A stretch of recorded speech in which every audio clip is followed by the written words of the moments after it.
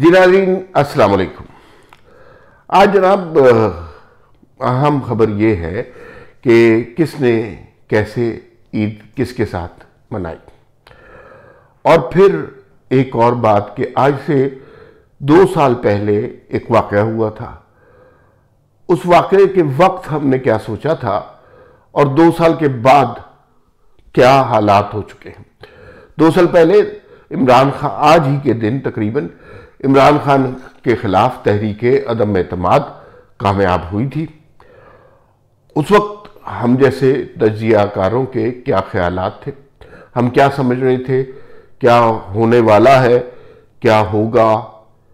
और फिर आज 2 साल के बाद हम बशमूल मेरे तारीखी तौर पर कितना गलत साबित हुए हैं। और अगर हमसे तज्जिए में, अंदाजे में कोई गलती हुई है तो 2 साल बाद उस गलती को तस्लीम करना चाहिए और उस पर बात करेंगे। 2 चीज़ें हैं। एक तो पहले आप सब लोगों को ईद मुबारक, ईद का दिन है और माशाअल्लाह हमारी ईद अच्छी गुजरी, इंशाअल्लाह आपकी ईद भी अच्छी गुजरी होगी और अल्लाह ताला आपके सारे ख़ानदान को बहुत सी खुशियाँ अता करे और महफूज और सेहत वाली ज़िंदगी अता करे। आज जो बड़ी खबरें आई कि किसने कहाँ ईद बसर की, उसमें सबसे पहली खबर तो ये थी जी कि आर्मी चीफ ने मोर्चों पर जो है जवानों के साथ ईद बसर की। ये बड़ी इम्पोर्टेंट खबर होती है। आर्मी चीफ जब जवानों के साथ ईद वाले दिन मोर्चों पे वक्त गुजारते हैं तो इसका मतलब ये है कि वो जवान जो बड़ी कठिन हालात में दुश्मन का मुकाबला करने के लिए सरहदों पे खड़े होते हैं, उनका हौसला आसमान से बातें करने लगता है और उनका मोराल बहुत बढ़ जाता है। तो ये रवायत भी है, ईद के मौके पे उनको तोहफ़े भी दिए जाते हैं, उनका हौसला भी बढ़ाया जाता है। ये बहुत अच्छी रवायत है और इस रवायत को बरकरार रखा गया। दूसरी बात ये है कि इमरान खान ने ईद अडियाला जेल में बसर की और वो अडियाला जेल में बुशरा बीबी से उनकी मुलाकात हुई और फिर मुलाकात हुई शाह महमूद कुरैशी से, उनसे बगलगीर हुए और उसके बाद उन्होंने उनसे मुसाफा किया और फिर दोनों कैदियों ने एक दूसरे को ईद मुबारक कहा। ये भी एक बड़ी अहम ईद का वाक़या था। तीसरा वाक़या, मरीम नवाज़ ने, पंजाब की वज़ीर आला ने ईद कैसे सेलिब्रेट की। उन्होंने ईद जो है वो माजूर बच्चों के साथ सेलिब्रेट की। बहुत अच्छी बात है, बड़ी ज़बरदस्त ये वाक़या है और वहाँ पे तोहफ़े भी दिए उन बच्चों को, सेल्फियाँ भी बनवाई, खुशियाँ भी उनके साथ सेलिब्रेट की। मुझे बहुत ज़्यादा खुशी हुई कि ये जो अनप्रिविलेज क्लास है इनके साथ उन्होंने वक्त स्पेंड किया। मरीम नवाज़ बहुत ही अच्छे ऑप्टिक्स जनरेट कर रही हैं। अभी पिछले दिनों वो एक क्रिश्चियन कॉलोनी में भी गई थी और वहाँ पर भी जो अक़लियती हमारी कम्युनिटी है उनके साथ भी उन्होंने बहुत ज़्यादा मोहब्बत का सबक दिया। बस इसमें ये जो है ना, मेरी मरीम नवाज़ साहिबा से दरख्वास्त की होगी और दरख्वास्त वाली पोजीशन है कि ये लोग बड़े हसास और ठुकराए हुए लोग होते हैं। कम्युनिटीज़ जो होती है ना, जो अनप्रिविलेज कम्युनिटीज़ होती हैं, अक़लियतें हो गई, माजूर अफराद हो गए, ये ठुकराए हुए लोग होते हैं। ये बड़ी उम्मीदों से तक रहे होते हैं और ये इनके पास आप कोई भी बड़ा आदमी, सिर्फ मरीम नवाज़ की बात नहीं कर रहा, कोई भी बड़ा आदमी जब इनके पास जाता है तो इनकी आंखों में उम्मीदों के चिराग रोशन हो जाते हैं और इन्हें यूँ लगता है कि इनके मसाइल सारे हल हो जाएंगे और इनके मसाइल बेपनाह हैं।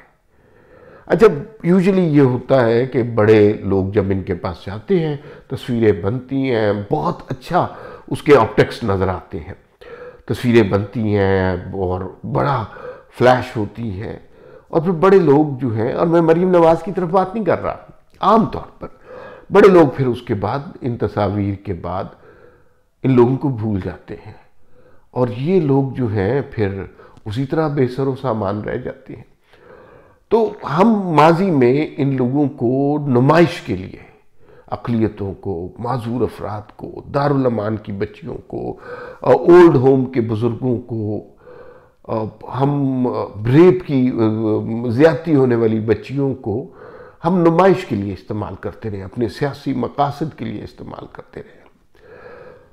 مجھے اس سے کوئی فرق نہیں پڑتا کہ اس سے کسی لیڈر کی بڑائی ہوتی ہے، کوئی لیڈر اس سے بڑا ہو جاتا ہے، اس کو پولیٹیکل گین حاصل ہوتا ہے، ضرور حاصل ہونا چاہیے، پولیٹیکل گین کوئی بری چیز نہیں ہے، لیکن صرف پولیٹیکل گین نہیں حاصل ہونا چاہیے، ان لوگوں کی زندگیوں میں کوئی تبدیلی ہونی چاہیے۔ صرف ایک دورہ، چند تصویریں نتیجہ نہیں ہونا چاہیے، ان لوگوں کی زندگیوں میں حقیقی معنوں میں کوئی تبدیلی ہونی چاہیے، کوئی مقصد ہونا چاہیے، کوئی اسٹریٹجی ہونی چاہیے، کوئی پالیسی ہونی چاہیے ان لوگوں کے لیے، کیونکہ ان کی آنکھوں میں وہ گلے تو لگ لیتے ہیں اور وہ مل بھی لیتے ہیں اور وہ رو بھی لیتے ہیں، ان کی آنکھوں سے آنسو بھی بہہ جاتے ہیں، لیکن جب یہ بڑے لوگ چلے جاتے ہیں ان کے پاس سے، پھر وہ لوگ بالکل ویران رہ جاتے ہیں۔ تو ان لوگوں کو ویران، ادھورا، ناکام، بے مراد نہیں چھوڑ دینا چاہیے۔ ان کو جب امید دلاتے ہیں تو پھر ان کی امید، ان کے خواب پورا کرتے ہیں۔ تو یہ ایک درخواست ہے، اور یہ صرف مریم نواز سے نہیں، ہر وہ شخص جو ان کمیونٹیز کے پاس دورے کرتا ہے، ہر وہ شخص جو سلائی مشینیں دیتا ہے اور تصویریں کھنچواتا ہے، مجھے اس کی تصویریں کھنچوانے پر کوئی اعتراض نہیں ہے۔ آپ کو پولیٹیکل گین حاصل ہوتا ہے، آپ ضرور پولیٹیکل گین حاصل کریں گے، آپ کا حق بنتا ہے، ٹھیک ہے، آپ حاصل کیجئے، لیکن اس کے بعد تصویریں کھنچوانے کے بعد، تالیاں بجوانے کے بعد، اپنے حق میں نعرے لگوانے کے بعد ان لوگوں کو تنہا مت چھوڑ دیجیے، ان لوگوں کی آنکھوں سے امیدوں کے چراغ مت جو ہے وہ بجھا دیجیے۔ خیر یہ بات تھی۔ اچھا، دوسرا موضوع بھی بہت اہم ہے۔ آج سے 2 سال پہلے عمران خان صاحب کی حکومت کو تحریک عدم اعتماد کے ذریعے ختم کیا گیا۔ اس سے پہلے ہمیں یہ بتایا گیا، اس وقت جو ہم سوچ رہے تھے یا ہمیں جو بتایا گیا کہ بھائی ایک منصوبہ یہ بنایا گیا کہ یہ تحریک عدم اعتماد کرنا اس لیے ضروری تھی کہ عمران خان صاحب نے جنرل فیض کے ساتھ ایک منصوبہ بنایا ہوا تھا اور انہیں چیف بنا کر انہوں نے 10 سال حکومت کرنی تھی۔ آج ہمیں یہ سمجھ آ رہی ہے کہ عمران خان اس وقت اتنے ناکام ہو چکے تھے کہ اگر جنرل فیض سمیت چیف ہوتے یا ان کا باپ بھی چیف ہوتا تو وہ پبلکلی اتنے ان پاپولر ہو چکے تھے کہ اگر انہیں مزید 16 ماہ حکومت کرنے دی جاتی تو عمران خان پولیٹیکلی ختم ہو چکے تھے۔ اس وقت ہم لوگوں نے کہا کہ یہ بڑی زبردست ترک کا پتہ چل دیا شہباز شریف نے اور نواز شریف نے، اور یہ حکومت کر لی ہے، اور اب دیکھیے گا کہ یہ آنے والے الیکشن میں اپنے حکومت کے لیے راہ ہموار کریں گے۔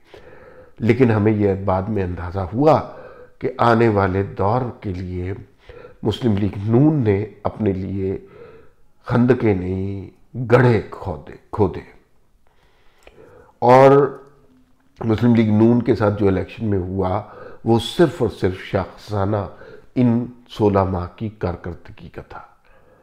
اس سے پہلے ہم نے یہ سنا تھا کہ شہباز سپیڈ کمال کی سپیڈ ہے اور اس سے بہتر پرفارمنس ہو نہیں سکتی، تو وہ ایک ببل تھا، وہ بھی بسٹ ہو گیا، اور شہباز سپیڈ نے سوائے مہنگائی کے کچھ بھی نہیں کیا۔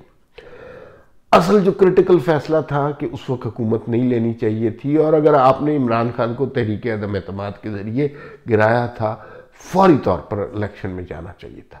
سنا ہے نواز شریف صاحب اس کے حق میں تھے، لیکن ڈرایا یہ گیا کہ فیض حمید اور پتہ نہیں کیا کریں گے، اور وہ سب سے برا نقصان تھا۔ ہمیں یہ بتایا گیا کہ ہم خود بھی یہ سمجھتے تھے عمران خان کی پارٹی کوئی منظم پارٹی نہیں ہے، اس میں برگر ٹائپ کے بچے ہیں، یہ پولیٹیکلی منظم لوگ نہیں ہیں، اور یہ ختم ہو جائیں گے، اور ان کا گراؤنڈ لیول پر کوئی کام نہیں ہے، ووٹر ان کا نہیں نکلنے لگا۔ پنجاب تو اسٹیبلشمنٹ کے خلاف جاتا ہی نہیں ہے۔ ہم نے 16 ماہ میں دیکھا تحریک انصاف کے خلاف وہی ہوا جو 2018 میں پی ایم ایل این کے خلاف ہوا، اور وہی سارے لیڈر ان کے گرفتار ہوئے، عمران خان کے خلاف بڑے زبردست مقدمات قائم ہوئے، اور الیکشن سے پہلے ان کو دھڑا دھڑ دے مارتے 4.25 کر کے ان کے خلاف مقدمات کے فیصلے بھی آئے، اور پھر لیکن عمران خان کا ووٹر نکلا اور اس نے ووٹ بھی ڈالا، اور بڑے امبیرسنگ اور شرمناک انتخابی نشانات پر ووٹ ڈالا۔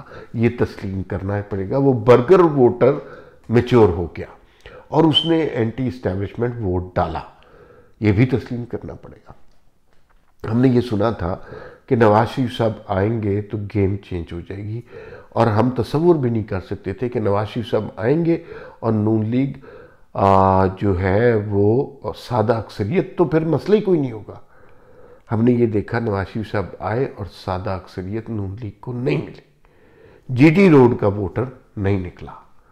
بڑی حیرت انگیز، ہم اس وقت کیا سوچ رہے تھے اور اس وقت کی کیا صورتحال ہے؟